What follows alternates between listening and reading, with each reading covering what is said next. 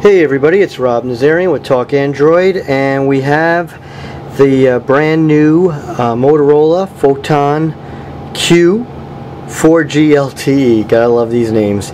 For Sprint, it's going to debut this Sunday, August 19th for $199. This is obviously the follow-up to the Photon. This one, the Q, designates that it has a QWERTY keyboard. So this is a Droid 4 in a sense. A little bit better actually, maybe a lesser network, but the phone itself, it has a little bit better specs. Let's just go ahead and take a look at what's in the box. There isn't much going on as usual. You have your manual and you have your charger. Enough with that. Let's take a look at the phone. We'll power it on here. Let's get it started. And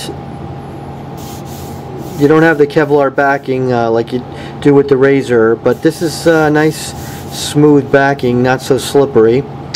And you have your, on the left side here, you have your USB and HDMI, micro HDMI, and you have your power button here, and you have volume and a dedicated camera, which is very nice, dedicated shutter.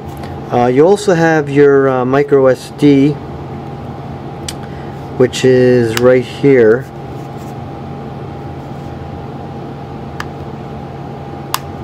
Which is a kind of a pain to open.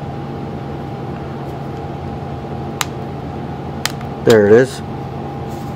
And your micro SD goes in there. Now this is a non-removable battery, and it's also a non-removable SIM, which they're calling this a world phone.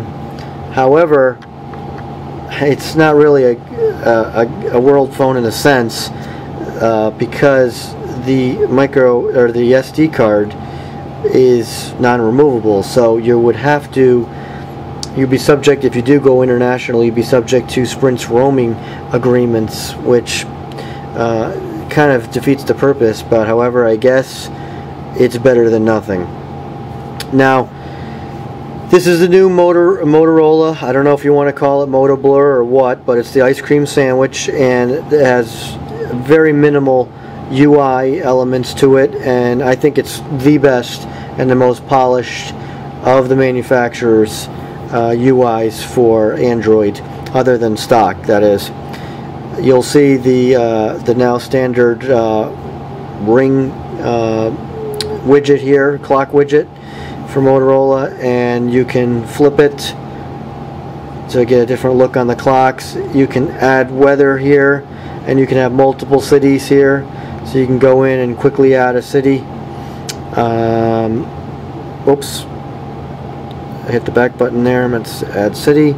So like you can, I could just go in and I'll just put in a zip code for now.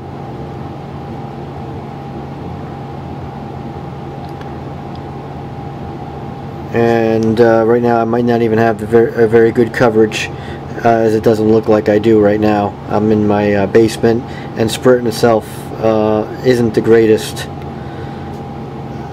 However, we did get it, so that should be it. And there it is. So you can have multiple cities and then flip them, and then of course you have your battery here, and you can get your data if you flip it. And this also has certain icons here that you can lift up to get more information other than just opening them, which I think is a really nice feature. That's your text message. For your browser, it'll show your bookmarks. Right now there's no personal bookmarks for me because I'm not logged in to Gmail. And you're set up with one home screen, so if you flick it, well actually if you flick it to the left you get nothing, and if you flick it to the right you can start another page, go with a blank page, or start with a template. So they have different ones here. You can do a couple of them, that's it. It is, I believe, Android 4.04, and yes it is Android 4.04. The model is the XT897. Now this phone also has NFC, which is the first Motorola phone I believe with NFC, at least stateside or in North America as well. So that's finally a plus right there. I'll have to assume the Droid Razr HD will also have that as well. As far as you know, the setup is very similar here. The launcher is very similar to stock ice cream sandwich with the widgets over here. As far as bloatware and stuff goes,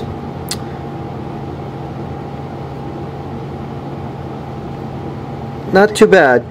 Now, I almost forgot. It's because most phones don't have it. We got the QWERTY keyboard here, so let's take a look at that. And it's very similar to the Droid 4. It's a beautiful, beautiful keyboard. Lights up beautifully. The buttons are great. This is the best keyboard for any phone that I've ever held. And I tell you, if it wasn't for the thickness of the QWERTY keyboards, I would probably be all over it, because I really do like QWERTYs, but I like the bigger screens and the thinness of the other phones. However, if you're a QWERTY fan, this is something that you have to consider. Now, as far as the specs go, you're looking at a 4.3-inch screen, QHD, so it's 960 by 540. And it has a 1.5 gigahertz S4 Qualcomm Snapdragon S4, which is better than the Droid 4, which is rated at 1.2 gigahertz. And it's got 1 gigabyte of RAM and it's 8 megapixel rear camera with a 1.3 megapixel front camera.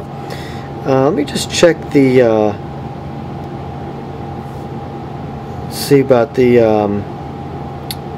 storage, because I'm not really sure. Okay, it looks like it is 8 gigabytes of storage, and there's 4.5 available on the phone, because I saw some reports that it was a 16 gigabyte, but it is in fact 8 megabytes internal. Now, you do have the micro SD, or sorry, on this side, that you can go up to another 32 gigabytes, which is nice. And we're talking about the thickness. It's 13.7 millimeters thick, so you know, it's pretty hefty when you consider what the Galaxy S3s of the world and the HTC One X. It's 170 grams, and the battery is non-removable. It's 1785 milliamps, which is probably not great if you're in an LTE city. And right now, this is an LTE phone as well as the global roaming abilities. But of course, Sprint only has 15 cities at this point right now. It also has the diamond cut corners that were synonymous with the original Photon, so you get that as well. It seems like a pretty good phone right now. Is it, you know, a flagship device? And right now it's priced at $199, which most flagship phones are. I'm thinking this should probably be priced a little lower. So I'm thinking it should be, you know, at $99 to $149, similar to the Atrix HD. You know, has the QWERTY, but that doesn't necessarily add much value, because most QWERTYs are on the cheaper end anyway. So, but it is a beautiful QWERTY. I like it, and it's great to type on, no question about it. Now, this is just an initial hands-on. We're going to have Roy. I'm going to send this off to Roy, and Roy's going to do a full review. So look for that, maybe in about a week or so. So until then, thanks for watching. This is Rob Nazarian with Talk Android.